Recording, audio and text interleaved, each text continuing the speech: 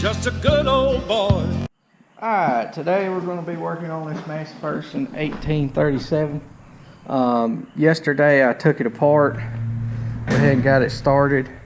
We've been having troubles with this pickup head. The chain kept messing up. The sprocket had walked in and it was allowing the chain to pop off here, and it would as it did it. We put a new chain on it last year. It didn't really help a whole lot. It happened really at the end of the year, the last time we used the baler, when we were baling with the preservative. We wound up and got done that day. Rebaled all the hay this year. It didn't give any trouble, but it is an issue. We know it is. What had happened, this keyway had come out. The sprocket had spun on a shaft and cut a groove in it, or burr in the top of it, and the sprocket had slid in, and it was allowing the chain to bind and then come off. We couldn't pull it off with a puller. I don't think this is the original sprocket that was on this baler. I believe that it was a aftermarket version that was purchased. It did not have any set screws or nothing for the keyways. The other side is the original. It has a set screw and everything for the keyway and to keep it from moving. And once we had to cut it off because we tried heating it and we couldn't get it to pull off that way, so we wound up and just cut it off. I went out to Tractor Supply.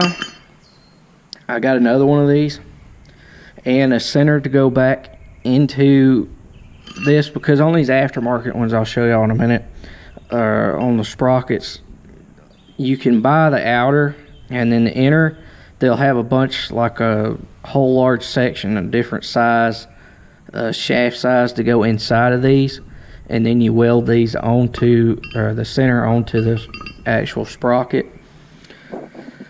And then you'll have one. The one I bought, I made sure it had set screws for the keyway and to hold the sprocket from moving, which this one did not have, which that'll fix the solution there. I'm gonna have to get a bearing to go in here to put it, because when we were heating it up and cutting it off, the seal that was on that bearing got a little bit warm. It was okay, but just to be safe, I'm gonna go ahead and replace it.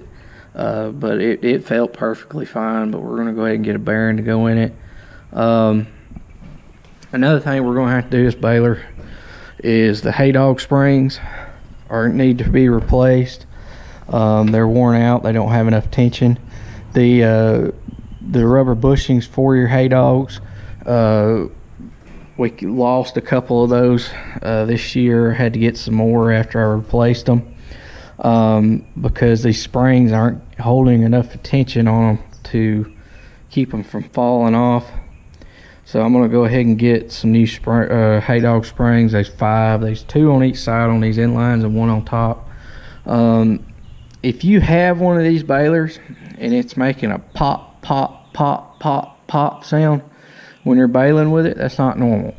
For a long time I thought it was, but when these bushings get worn out, they'll mash down, and then the little piece that goes in here will actually start to strike the side of the chamber wall. That's what that popping racket is. This thing is, with new bushings on it and everything, it's quiet as it can be. It's just whoa, whoa, whoa, whoa. There's no pop or anything to these when everything's right. So that's what we've got going on. Then I'm gonna have to go through the knotters too, check all the tolerances and everything. Like I do every year, I'm gonna check my spacings on my knives, probably take a little die grinder, sharpen them. I had them out completely last year, I think it was, or part of them out. I know I replaced the bottom set last year. I'm probably just gonna touch them up a little bit with a little grinder I've got, and not even worry about taking them out, as long as the measurements are all right. Check the timing on the baler and everything else. go over the applicator. We did that yesterday. I went through the applicator. Everything seems to be working fine with it.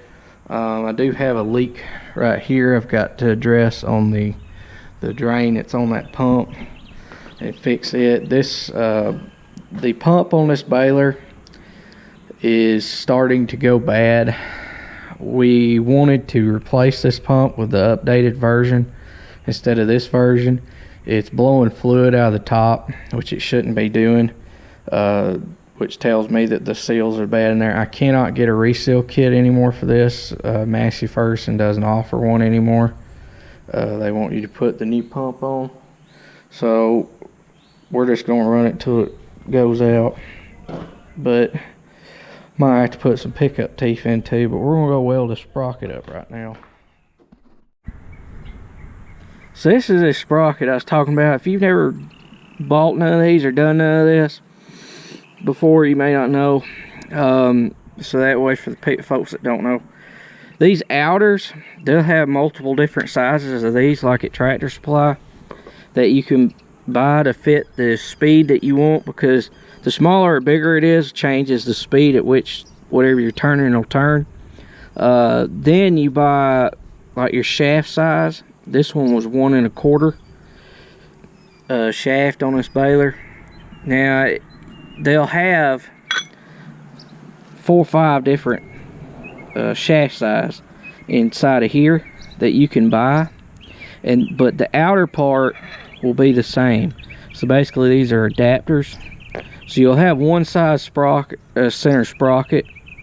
When you go to the store, you'll see a wall of these hanging up. There'll be one side in the center, and then the inside diameter of this will be smaller or bigger, that you pick out whichever size you need, but the outer will be the same. Then you lay it in here, get it, they'll fit perfectly tight and square and flat, and then you just weld around the outside, and that way it'll be solid. And then you got your new sprocket to go on there.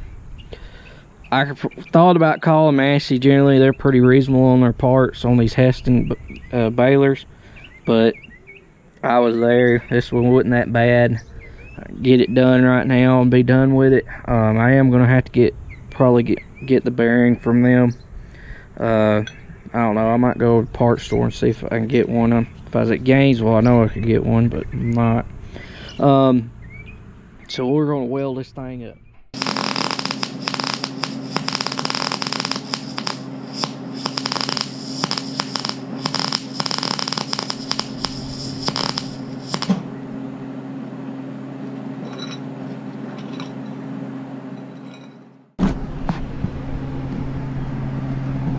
Not too bad, I don't think. It looks alright. Actually did a halfway decent job welding that.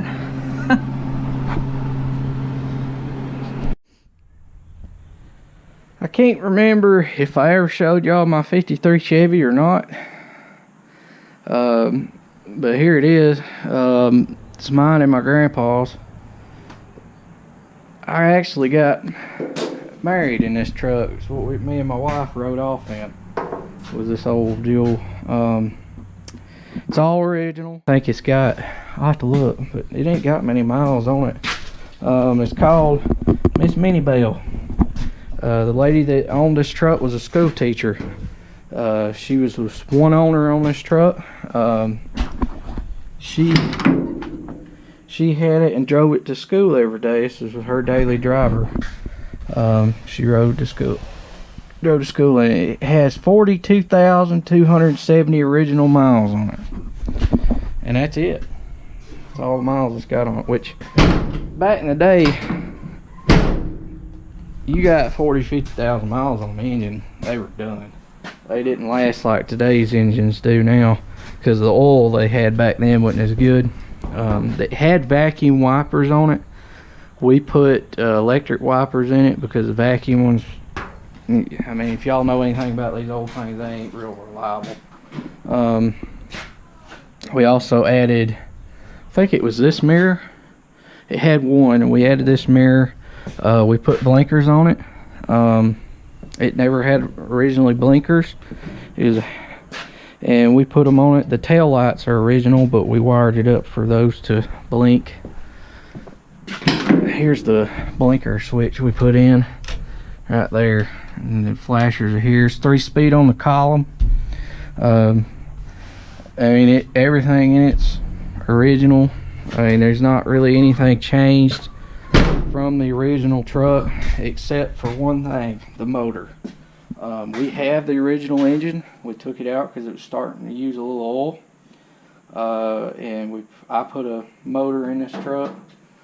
Me and the guy that actually used to be my landlord on one of my cow pastures, now his son is, put the motor in it. Pulled it out, put it in it. It's nothing fancy. There's no fancy paint job on it to make it look spoofed up or nothing. You can find the darn hood latch. There it is on this thing. Nothing fancy about it. It's all original. The truck has been painted, but it's got an inline 6 in it now. New carburetor. Had to put a new carburetor on it, but other than that, it's pretty well the original truck. Same transmission, same rear end, everything. The decking in this truck is the original decking from GM that was put in here. That's how good a shape it's in. It has been painted, but it is the original decking. The one thing wrong with the truck is the tailgate. This actually isn't the tailgate that went on this truck, I don't believe. Actually, I know it's not. And the gentleman that bought it off the original owner was a good friend of ours. He got this truck, and he's the one that painted it, and he found this tailgate. It was beat up and everything, but it was the right one. It fit the truck, and he put it on it and painted it. I'd like to get a new tailgate for it that's not bent up and have the whole truck painted again. But this is the original flooring that was in this truck. But this is an old mini bale 3100 Chevy 53. So I mean, I don't think I ever showed it. One of these days I'll get it out. We'll go for a ride in it. But this old truck got a lot of memories. This thing. Original, it's hard to find. We even have the original bill of sale that came with this truck. It had a special option for the heater. It's the heater is in it, but it didn't have a radio. I don't know where it's at. I'd have to dig it out for y'all, but I'd have to dig it out. It's in there somewhere, but we have the actual original bill of sale to this truck. Alrighty, I know this isn't the typical thing that I normally do on the channel, but this is something that I felt like I needed to touch a little bit on, because it's part of modern farming, and it's stuff that we all do every day, and that's all part of it. I know some people just want to see the tractors in the field and everything, but all the technical side of it, the working on the equipment, and everything that else that I do is all part of what it takes to run a farm today. Right here is AGCOpartsbooks.com. Now, I don't know if any of y'all are familiar with Facebook or anything, but there's the Hey Kings forum on there that I'm a member of. On there, there was somebody asking a question. I think it was Messix or somebody did online ordering through Messix that has their own online website set up to sell parts and stuff to people. Now, what they were wanting to know was, does any other company or dealer do the same thing? And because I think they were looking at other brands besides what Messix sold, and a lot of people were mentioning AGCO Parts Books and wanting to know if you could order parts offline, which I'm going to show y'all here how this all works, and what to do and everything, because you can look up breakdowns of machinery and everything.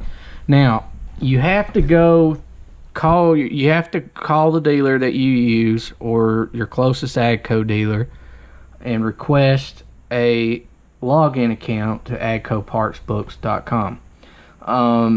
Now you can get a login through them and set up you an account, and then you can go, or you can click guest user and just hit view books. And what it'll pull up is this, and then from there you can type in one of the many brands that AGCO has, from White to Oliver, to Massey Ferguson. I mean, it's just endless. New Idea, Sunflower, Ty, Gleaner, Fent, Fella, Farmhand. I mean, they've got a ton of stuff. Tarrigator companies and everything. And then the grain bin companies that they own too. But what I do is you can look it up by your VIN number, your model number, which is what I'm going to put in. Then you can click on the brand if you want, or you can just do this. I'm gonna look up parts for the square baler today. Mine's an 1837 model. I'm gonna hit enter. It's gonna pull up anything that's model number related to what I typed in. Now the only model number that's related to it is actual square balers. They have the AGCO version, and then which AGCO brand built the same baler as the Massey Ferguson branded one was, and it was 1837. Mine's a Massey Ferguson, so I'm gonna click on it. Then it's gonna pull up a breakdown of which parts you want to look at. Now they got chassis, decals, spindles and wheels, accessories, bale knotting system, bale forming system, bale feeding system, and drive system. We are gonna want the bale forming system. So I'm going to click on that. Then it breaks it down even further. We go to stuffer and frame, hay dog mounting, plunger frame, plunger, bale chamber. We want hay dogs because that's what I'm looking up. I'm looking up this spring right here. Now it's going to give me a breakdown of the hay dogs that I'm looking at. I mean, you can order the nut and the bolt. They call it a pin, I think, for that goes through the hay dog. You can order the hay dog itself. You can order the little spacer, and here's the bushings for the hay dogs, and then here's the spring. This is actually what I need. So what it does is it pulls it down here, or you can just stick your mouse over it and it'll highlight the description, and the number will pop up, or you can click on it and it'll put it right down here in this area. I think, yeah, see, it'll, whatever you click on, say you need all of it and you just want to order, or you just need this, this, and this. You click on 1, 6, and 5, it'll put it all down here in a list. Okay? I don't need the head bolt, so I'm Xing that off. But the 4 tension spring is what I need. There's a quantity of 4. There's actually 5, so I'm going to need to order 5. I'll have to tell them that. But here's my part number right here. And I know this is the right piece for this. And I'll write down the part number. I'll call my dealer and give it to them. Or they got a tab here that says how to order parts. Click on that tab. This is what they say to do. Locate your nearest dealer. You can click on this logo and you can pull up whoever your nearest AGCO dealer is to your zip code. The next thing they're going to tell you is call dealer to place your first order. Alright. Then while you're on the phone with them, request account from dealer. Place your next order online. So I have not got an account set up. I always use the guest user book and just call. I mean, that's just the way I've always done it. But you can set up an account through your dealer to actually log in, and then you can order these parts and it will order it through your dealer. You have to go through the dealer because that's what the dealers make their money on, is parts and service. So they want to get theirs, and it doesn't alienate the dealers that way. And cut them out, which they don't. AGCO doesn't want to do that because they want to keep their dealers happy. And what you do is you order it. You'll click a button, it'll order it, and then after that, it'll either ship to the dealer, or I'd say you could probably have it shipped straight to your house. Payment, I don't know on that because I don't have an account. You may be able to put your credit card down. They'll charge it to your credit card when you order it, and it'll ship directly to your house and everything in one click. Breakdowns and everything. Now, where this comes in really handy to me, let's go plunger. let's say the plunger. I'm gonna zoom in a little bit here. All right, last year I replaced the knives, y'all may remember. Okay, these are your knives. The front of the plunger on these inlines has the bottom front of the plunger right up here has 3 large knives across the front. Those are the most visible knives you can see. There's also another set that are winged that go underneath that point this way. Right, it's actually mounted to the frame, which I can pull up here in a minute, and it'll point the other way. Then they also have another knife that mounts right in here. Let me back out a little bit. Right in here on this plunger, it bolts right on the bottom, and it covers where your forks go through to make that slice. And then they have that little knife right here that goes there. Y'all may remember I did a lot of work on these last year, had them out. This is how I ordered the parts for this thing. These are all shims, different size shims that you can order to get your spacings right. Then the rollers that I put on the plunger are all right here.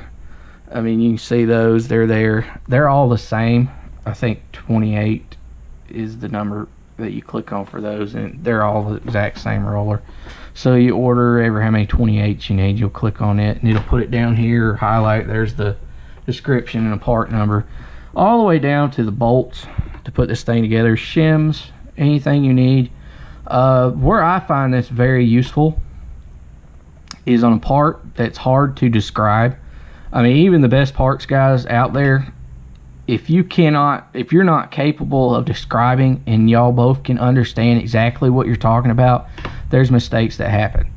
You'll get the wrong part because they'll think you're talking about one part and it may be completely different from what you're talking about. Just because over the phone, visually, you're having to describe this to this person, and this is what they're looking at. You're looking at the machine. So it's hard to sometimes describe the exact part. So now I can look at this and have an exact breakdown and know, hey, I need this shim. Well, they may be a lot more shims in here that on, just say it's something else. They may be a lot of shims on these other pins too, and he's like, well, and this shim may be completely different than this shim up here. He may think you're talking about a shim up here instead of this one down here. And they'll be completely different sizes and everything, and he won't know the difference, but he'll think that that's got to be what he's talking about and not know for sure. Now you can get it pretty well right most of the time, but sometimes it's hard to describe it. And with this, there's no ifs, ands, or buts about it. You know what you're looking at. You know, well, this is what part I took off with the pen. I know what it looks like. I'm looking right at it. I need number 20s. And you'll click on number 20s and it'll put it right down here. And then from there, if you have your account set up, you should just be able to hit the cart button. I think when you're logged in that way, it'll have a cart. You click on it and it'll order it right off of that. Or you can just write down the part number like I do and call an order.